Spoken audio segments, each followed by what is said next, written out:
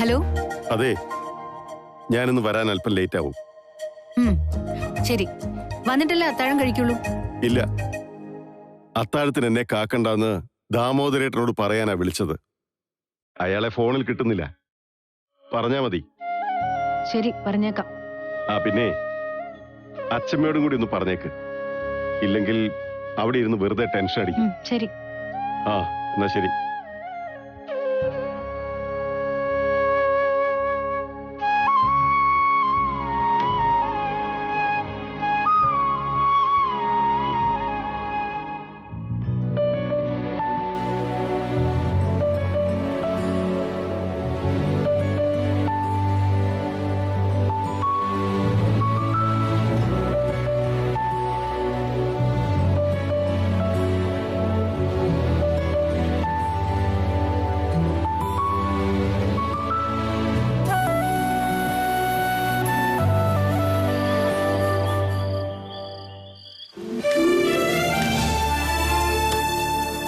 അത്താഴത്തിന് എന്നെ കാക്കണ്ടെന്ന് ദാമോദരേട്ടനോട് പറയാനാ വിളിച്ചത്.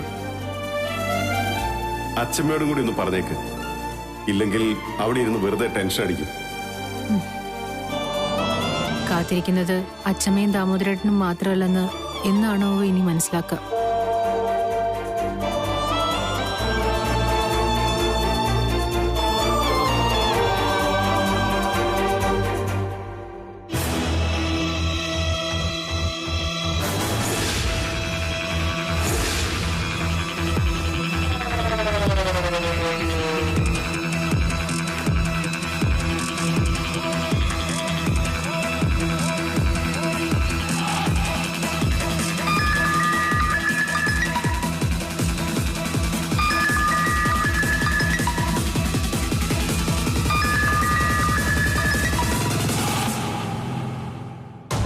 ഹലോ. ഫോണിൽ സേവ് ചെയ്തിട്ടില്ലെങ്കിലും എന്റെ നമ്പർ സുമിയുടെ മനസ്സിൽ നിന്നും ആയില്ലെന്ന് എനിക്കറിയായിരുന്നു. എന്തിനാ വീണ്ടും എന്റെ പിന്നാലെ ഇങ്ങനെ കൂടുന്നത്? ഇയാൾക്ക് എന്താ വേണ്ടത്? ഇന്ന് സുമി പറഞ്ഞിട്ട് പോയ വാക്ക് അതെന്റെ മനസ്സിൽ വല്ലാതെ കൊണ്ടു. എന്ത് വാക്ക്? Total stranger. ഞാൻ വെറും ഒരു അന്യനാണെന്ന് സുമി പറഞ്ഞ അതെനിക്ക് ഉൾക്കൊള്ളാനാവില്ല സുമി. നമ്മൾ തമ്മിൽ ഒരിക്കലും അതായിരുന്നില്ലെന്ന് എന്നേക്കാൾ നല്ലതായിട്ട് സുമിക്കറിയാലോ. ഇനി ഒരിക്കലും നമുക്കങ്ങനെ അന്യരാകാൻ പറ്റുകയില്ല. അക്കാര്യം ഒന്ന് ഓർമ്മിപ്പിക്കാനാ ഞാൻ ആ ഫോട്ടോസ് വാട്സാപ്പിൽ അയച്ചത്. Kiran, please stop it. പഴയതൊന്നും മറക്കാൻ സുമിക്ക് കഴിയില്ല. ഈ ദേഷ്യം വെപ്രാളവും തന്നെ അതിന്റെ തെളിവാ. ഇയാൾ എന്നെ ബ്ലാക്ക്മെയിൽ ചെയ്യണോ? അയ്യോ, ഞാൻ അങ്ങനെയൊക്കെ ചെയ്യുമെന്ന് സുമിക്ക് തോന്നുന്നുണ്ടോ? ഒരു പേടിയും വേണ്ട. ഈ ചിത്രങ്ങളെ എന്റെ കയ്യിൽ സേഫാണ് സുമി. പിന്നെ ഇതെങ്ങനെയെങ്കിലും ഗിരിധരൻ നമ്പ്യാരുടെയോ അദ്ദേഹത്തിന്റെ വീട്ടുകാരുടെയോ കൺമുമ്പിൽ എത്തിയാലല്ലേ അപകടമുള്ളൂ. അത് സംഭവിക്കാതെ ഞാൻ നോക്കിയാ പോരെ. അപ്പൊ ശരി, ഗുഡ് നൈറ്റ്.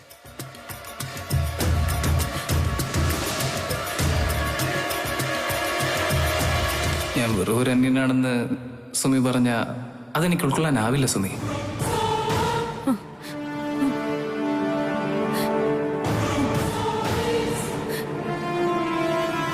പിന്നെ ഇതെങ്ങനെയെങ്കിലും ഗിരിധരൻ നമ്പ്യാരുടെയോ അദ്ദേഹത്തിന്റെ വീട്ടുകാരുടെയോ കൺമുമ്പിൽ എത്തിയാലല്ലേ അപകടമുള്ളൂ.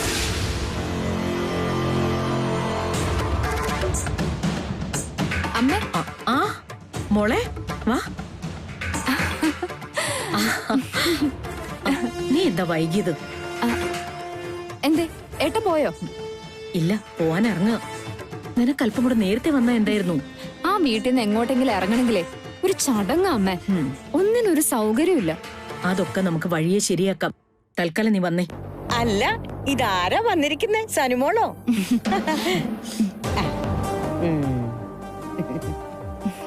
ഭർത്താവിന്റെ വീട്ടിലെ താമസം കൊണ്ട് ഇച്ചിരി ഗുരുത്വവും ബോധമൊക്കെ വന്നിട്ടുണ്ടെന്ന് തോന്നുന്നു. അല്ല, എവിടെ നിന്റെ കെട്ടിയോ? മോൻ വന്നില്ലേ? ഇല്ല, വന്നില്ല. അപ്പോ നീ വഴക്കിട്ടിറങ്ങി പോന്നതാ അല്ലേ? അത് പറ. അമ്മ എന്തൊക്കെയായി പറയുന്നേ? വീട്ടിലിരുന്ന് ബോറടിച്ചപ്പോ അവളൊന്ന് ഇങ്ങോട്ട് ഇറങ്ങിയതാ. അത്രേ ഉള്ളൂ. അല്ല നിന്റെ അല്ലേ വിത്ത്. അപ്പോ എന്തു കരുതണം. നീ ഒന്ന് വരുന്നുണ്ടോ? ആ, ആ, ആ, ആ.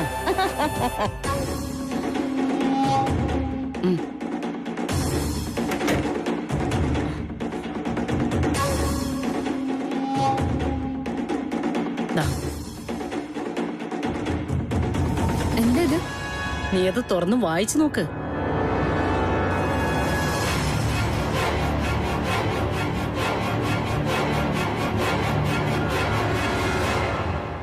ഇതെന്താ?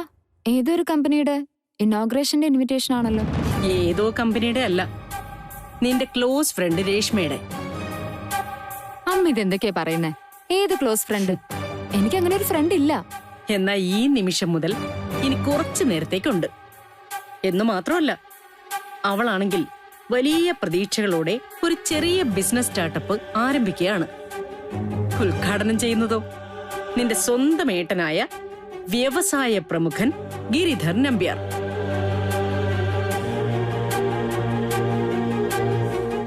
എടി മണ്ടി, ആ ഇൻവിറ്റേഷനിലെ ഉദ്ഘാടനത്തിന്റെ തീയതി എന്നാണെന്ന് നോക്ക്.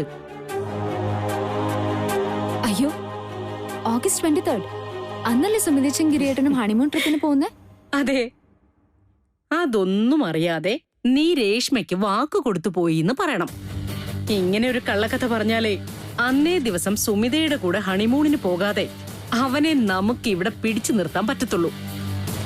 ഓ മൈ ഗോഡ്, എനിക്ക് ഇപ്പോഴല്ലേ കാര്യങ്ങൾ അങ്ങോട്ട് കംപ്ലീറ്റ് ആയിട്ട് പിടികിട്ടിയത്.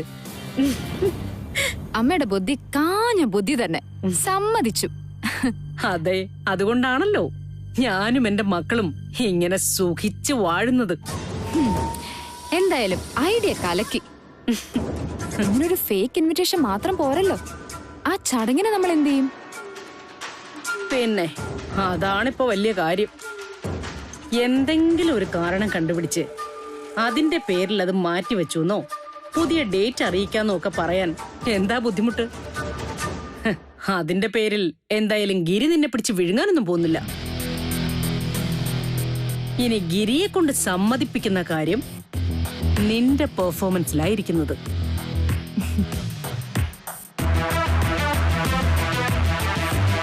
അതോർത്ത് അമ്മയ്ക്ക് ഒരു ടെൻഷനും വേണ്ട. എന്റെ ഒരു ആവശ്യം ഗിരിയേട്ടനെ കൊണ്ട് സമ്മതിപ്പിക്കാനാണോ എനിക്ക് ബുദ്ധിമുട്ട്? അത് ഞാൻ ഏറ്റു.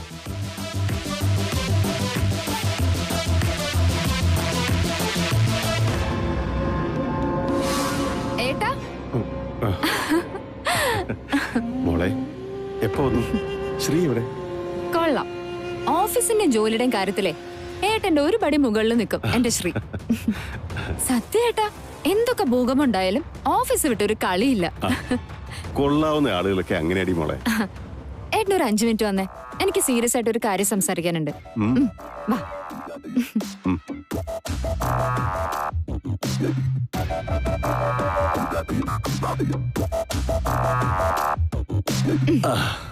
ഏട്ടാ, എന്താന്ന് വെച്ചാ എനിക്ക് ഏട്ടന്റെ ഒരു ഹെൽപ്പ് വേണം. എന്നോടൊരു സഹായം ചോദിക്കാൻ നിനക്കെന്തിനാ ഇത്രയും മുഖവരുടെ ആവശ്യസനു? എന്റെ ഒരു ക്ലോസ് ഫ്രണ്ട് ഉണ്ട് രേഷ്മ. അവള് ബിസിനസ് ഫീൽഡിലേക്ക് കാലെടുത്ത് വെക്കുക. ഒരു ചെറിയ സ്റ്റാർട്ടപ്പ് തുടങ്ങാം. ഗ്രേറ്റ്, നല്ല കാര്യമല്ലേ. എന്റെ എല്ലാവിധ ആശംസകളും അവളെ അറിയിച്ചോളൂ. താങ്ക്സ്, അത് ഞാൻ പറഞ്ഞേക്കാം. പക്ഷെ അത് മാത്രം പോരാ. അതിന്റെ ചീഫ് ഗസ്റ്റായി ചെന്ന് ഉദ്ഘാടനം നിർവഹിക്കേണ്ടത് the popular business tycoon mister Giridhar Nambiar ആയിരിക്കണമെന്ന് അവളൊരു ആഗ്രഹം പറഞ്ഞു. എന്നിട്ടെന്താ, ഏട്ടനോട് ചോദിക്കാതെ ഞാൻ വാക്കുകൊടുത്തു. അല്ലെങ്കിൽ എന്റെ ഏട്ടന്റെ അടുത്ത് എനിക്ക് അത്ര പോലും സ്വാതന്ത്ര്യം ഇല്ലാന്ന് അവക്ക് തോന്നില്ലേ? ഒത്തിരി സമയമൊന്നും വേണ്ട, വേറൊരു 1/2 മണിക്കൂർ. അത് കൂടുതൽ ഏട്ടനെ ബുദ്ധിമുട്ടിക്കരുതെന്ന് ഞാൻ അവളോട് ക്ലിയർ ആയി പറഞ്ഞിട്ടുണ്ട്. ശരി, നീ വാക്കുകൊടുത്തു പോയതല്ലേ, ഏട്ടൻ തീർച്ചയായിട്ടും ചെയ്തിരിക്കും. പോരെ? അത് മതി. ഏട്ടൻ എന്തായാലും എന്നെ നാണം കെടുത്തില്ലെന്ന് എനിക്ക് ഉറപ്പായിരുന്നു. ഒരു കാര്യം ചെയ്യും, അടുത്ത മാസം ഫസ്റ്റ് വീക്കിൽ എപ്പോഴെങ്കിലും ഒരു ഡേറ്റ് ഫിക്സ് ചെയ്യാൻ പറ. അതായിരിക്കും എനിക്ക് കുറച്ച് കൺവീനിയന്റ്. അയ്യോ ഏട്ടാ, ഡേറ്റ് ഒക്കെ നേരത്തെ ഫിക്സ് ചെയ്തതാ. അവൾ ഏട്ടന്റെ പേരൊക്കെ വെച്ച് ഇൻവിറ്റേഷൻ വരെ അടിച്ചു കഴിഞ്ഞു. എന്നോട് ചോദിക്കാതെയോ? അത് പിന്നെ ഞാൻ ഉറപ്പ് കൊടുത്തല്ലേ ഏട്ടൻ വരൂന്ന്. അതുകൊണ്ട് എന്റെ വാക്ക് വിശ്വസിച്ച അവള് ആ എന്നത്തേക്കാ ഫിക്സ് ചെയ്തിരിക്കുന്നേ?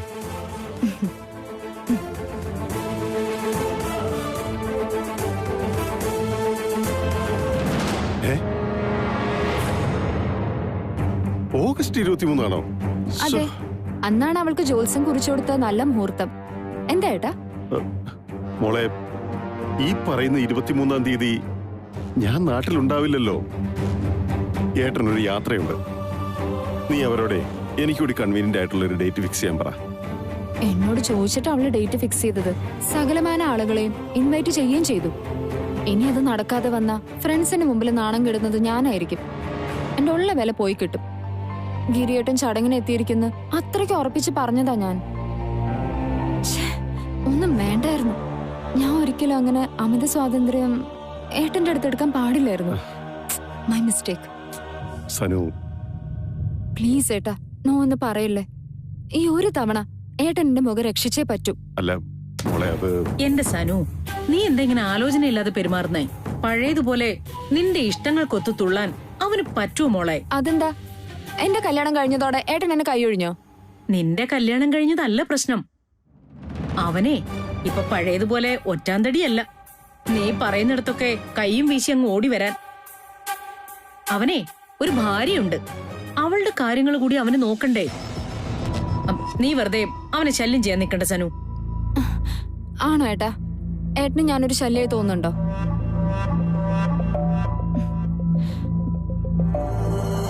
എല്ലാം എന്റെ തെറ്റാ. കല്യാണം കഴിഞ്ഞതോടെ ഗിരിയേട്ടൻ എന്റെ പഴയ ഗിരിയേട്ടൻ അല്ലാതായ കാര്യം ഞാൻ അറിഞ്ഞില്ല. ഞാൻ ഓർക്കണമായിരുന്നു. പഴയ സ്വാതന്ത്ര്യം ഞാൻ ഒരിക്കലും എടുക്കാൻ പാടില്ലായിരുന്നു.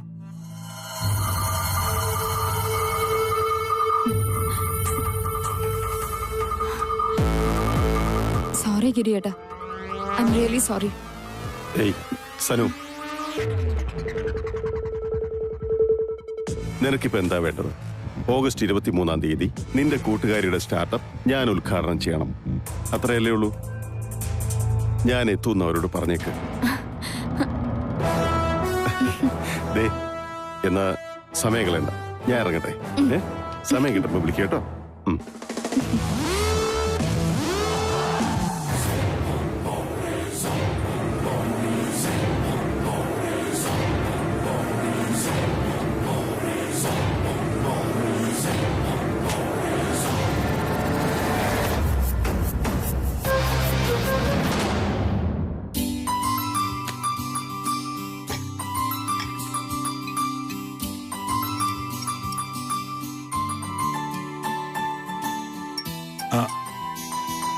സാനി എവിടെ?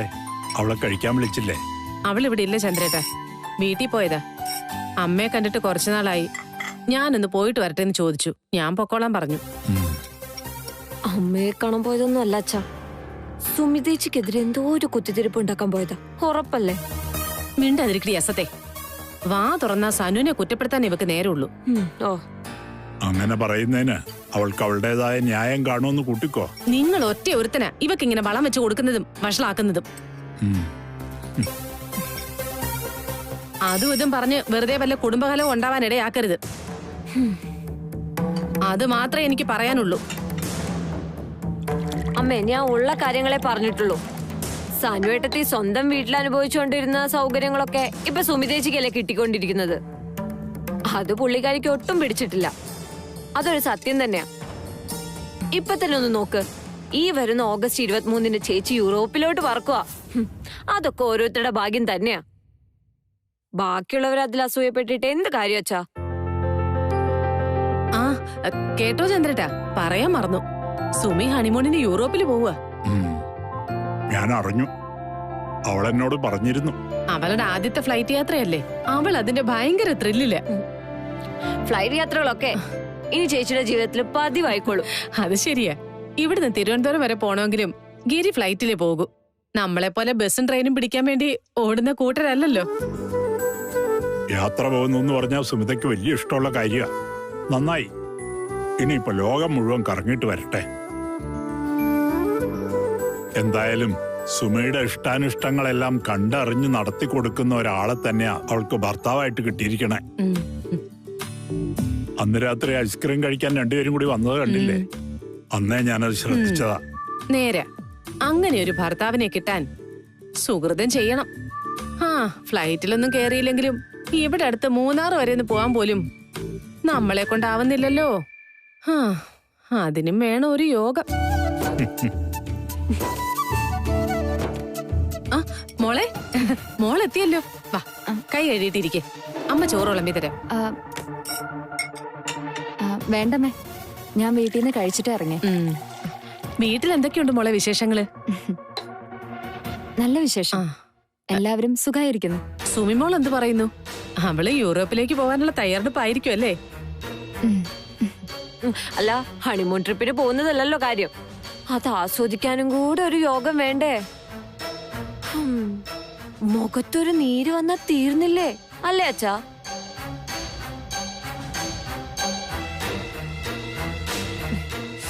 എന്തായാലും ഗിരിയേട്ടനും സുമിച്ചേച്ചിയും മനസ്സിൽ നന്മയുള്ളവരാ. അവർക്ക് ഒരു തടസ്സം ഉണ്ടാവില്ല. ഈ ഹണിമൂൺ ട്രിപ്പേ അവരെ അടിച്ചു പൊളിക്കും. എന്തായാലും സുമിയുടെ ജീവിതത്തില് വൈകി വന്നതെല്ലാം മഹാസൗഭാഗ്യങ്ങൾ തന്നെയാ. എല്ലാം ഈശ്വര കൃപ.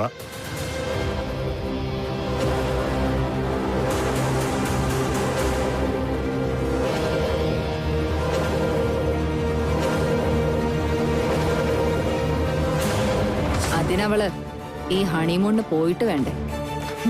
ഈ യൂറോപ്പ് ട്രിപ്പ് സുമിത ആസ്വദിച്ചതുപോലെ തന്നെ സ്വപ്നത്തിലും.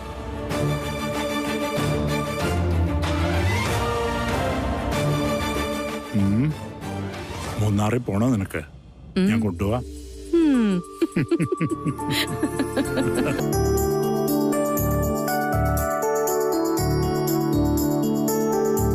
അമ്മേ, അവിടെ 3-4 പെൺകുട്ടികൾ കാണാൻ വന്നിരിക്കുന്നു. ഏതോ കോളേജിൽ നിന്നാ. എന്താ കാര്യം? വല്ല പിരിവിനും ആയിരിക്കും. അല്ല, സുമിതാമടത്തിനെ കാണാനെന്നാ പറഞ്ഞേ. ശരി, ആ പിള്ളേരോട് ഇങ്ങോട്ട് കയറി വരാൻ പറ.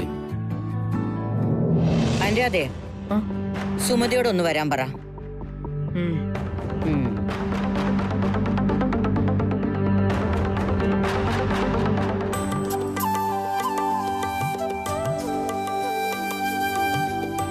വാ ഇരിക്കെ, സുമിത ഇപ്പൊ വരും.